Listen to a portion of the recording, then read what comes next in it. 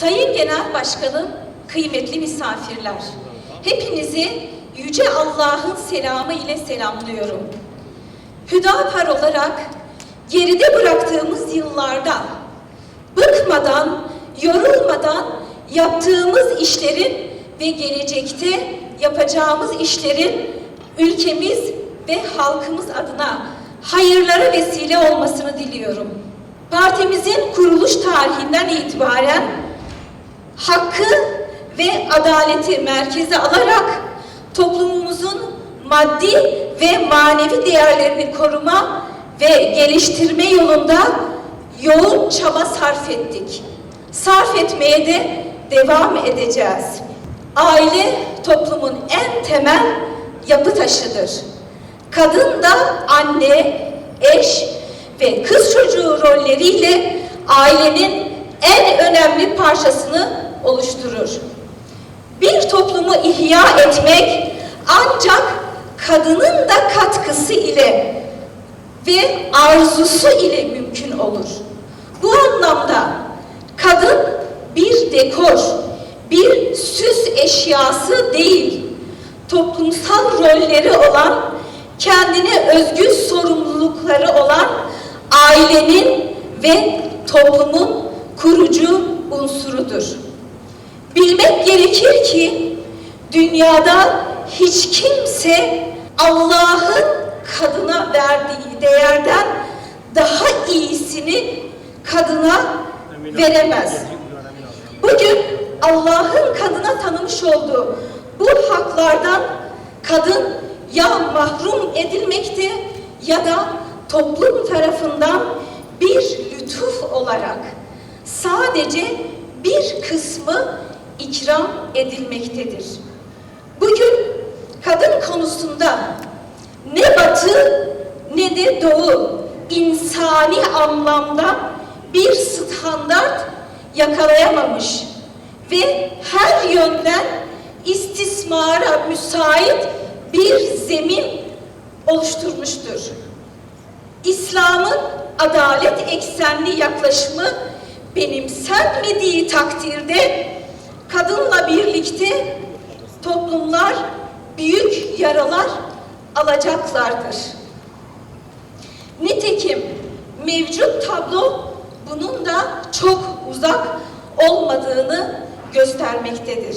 Kadına yönelik şiddet bugün küresel çapta dünyanın bir gerçeği olarak karşımızda durmaktadır.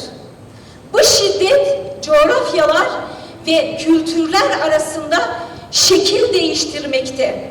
Kimi zaman karşımıza istismar, kimi zaman ise fiziksel baskı olarak çıkmaktadır. Kendi toplumumuzda dahil olmak üzere kadının şerefli bir varlık olarak denk kabul edilmesinde ciddi problemler yaşandığı görülmektedir.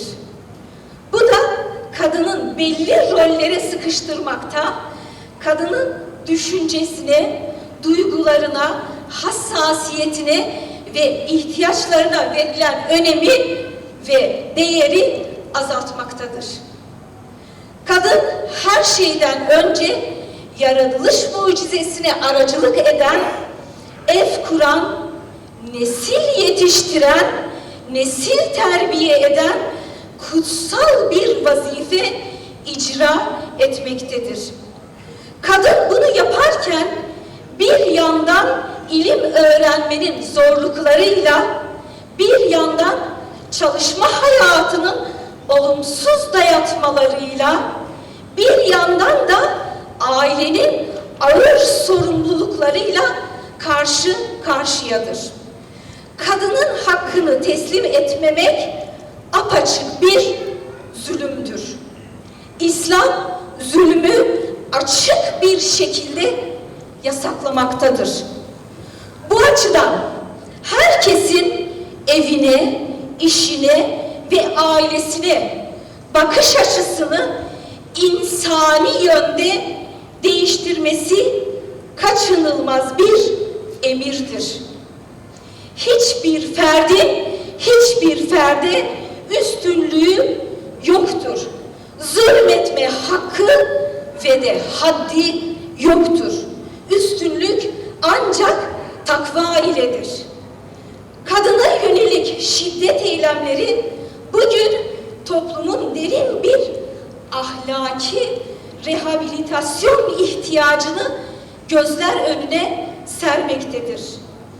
Fiziksel şiddet veya aşağılayıcı davranışlar insan onurunca kabul edilebilir olgular değildir. Kadına yönelik şiddet hem hukuki hem ahlaki hem de sosyal bir sorundur ve apaçık bir zulümdür. Evlilik içerisinde yaşanan olumsuzlukların giderilmesinde usul bellidir. Bu usullere aykırı davranış Allah'ın razı gelmeyeceği davranışlardır. Bugün kadının karşılaşmış olduğu temel problemlerden bir diğeri çalışma hayatındaki ayrımcılıklardır. Kimi zaman eşit işe eşit ücret alamama olarak karşımıza çıkmakta, kimi zaman da kadının fıtri durumları göz önünde bulundurulmayarak hakkaniyete aykırı bir tablo oluşturulmaktadır. Kadın elbette eğitim aldığı alanlarda çalışmak ve kendini geliştirmek ister. Bununla birlikte kadınları çalışma hayatına zorlayan nedenler de unutulmamalıdır. Özellikle ekonomik istikrarsızlığın geçinmeyi zorlaştırması, büyük şehirlerde ailelerin tek maaşla geçinememesi kadını çalışmak zorunda bırakmaktadır. Çalışma hayatı hem aile bağlarını yıpratmakta, kadının çocukları üzerindeki etkisini ve rol model faktörünü zayıflatmakta, bekar olanlar içinse aile kurmayı geciktirmektedir. Bakın burada eleştirdiğim şey kadının çalışması değil, çalışma şartlarıdır. Bu şartların düzelmesi aile bütünlüğü açısından çok daha verimli koşullar oluşturacaktır. Kadınların fıtratlarına uygun şartlarda çalışabilmelerine yönelik istihdam politikaları mutlak surette hayata geçirilmelidir. Bununla birlikte kadını dışarıya mahkum etmek ve evinden uzaklaştırmak toplumun ancak zararına olacaktır. Ancak zararına olacak bir politikadır. Devlet özellikle ev kadınlarına ekonomik haklar tanımalıdır. Çalışma hayatı kadına bir dayatma olarak değil, bir tercih olarak sunulmalıdır. Ev hanımlığı ve çocuk yetiştirmek dünyanın en zahmetli ama aynı zamanda en şerefli işlerindendir. Sabahın erken saatlerinden başlayıp mesaisi gece yarılarına kadar devam eden, hatta bazen gece uykusu bile bölünebilmektedir.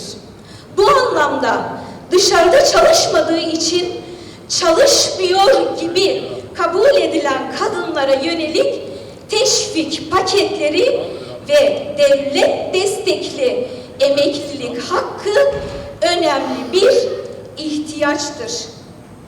Önemli ihtiyaçlar arasında yer almaktadır.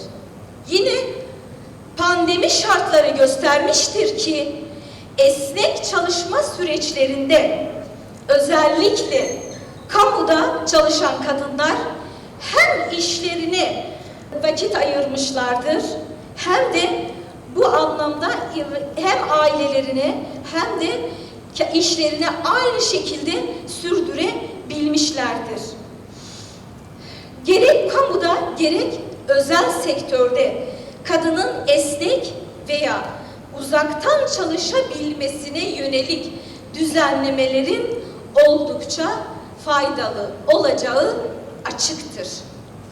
Bu anlamda kadına bir pozitif ayrımcılık yapılmalı ve evinden kopmadan, çocuklarından uzaklaşmadan da çalışma hayatı içerisinde olmasının önü açılmalıdır. Toplum olarak tüm problemlerimizin çözümü ahlaki ilkelerin benimsenmesi, sorunları kalıcı bir şekilde ortadan kaldıracaktır. Ahlaki ilkeler bizleri alkol ve uyuşturucu maddelerden, evlilik dışı ilişkilerden, haksızlık ve zulmetmekten, yalan söylemekten, kumardan, hor görmekten, aşağılamaktan ve şiddet göstermekten uzak tutacaktır. Bu anlamda ailenin çimentosu ahlaktır. Hem kadın hem erkek için geçerlidir. Hem evli hem bekar için geçerlidir. Bu hem baba hem kızı için geçerlidir. Hem işçi hem işveren için geçerlidir. Hem kiracı hem ev sahibi, hem vatandaş hem de devlet için geçerlidir. Bütün ilişkilere uygulanması gereken en temel ölçüt ahlaki ilkelerdir. Ahlaki anlayışın zayıflaması evliliklerimizi, ailelerimizi, çalışma hayatımızı, eğitim hayatımızı en olumsuz şekilde etkilemekte ve bugün toplumun sarmakta zorluk yaşadığı yaralar tekrarlanmaktadır. Geçtiğimiz 9 yılda kadını ailesinden uzaklaştıran, eşleri birbirine düşman eden, kadına bir emtia gibi yaklaşan bütün politikaların karşısında olduk ve hakikat neyse onu söyledik. Sadece eleştirmek şeklinde bir muhalefet etmedik. Çözüm ürettik. Yıkmak için değil, onarmak için, kurtarmak için çırpındık. Kadın politikalarımızı önümüzdeki yıllarda da adalet çizgisinden ayrılmadan gayretle sürdüreceğiz.